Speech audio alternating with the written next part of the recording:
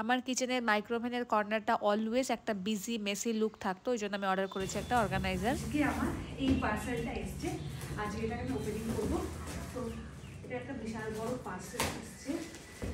এই কদিন আগে এটা আমি অর্ডার করেছিলাম। তো এর মধ্যে কি এসছে, এই একটা বোর্ড। আচ্ছা, এখানে অনেকগুলো বেশ বোর্ড আছে।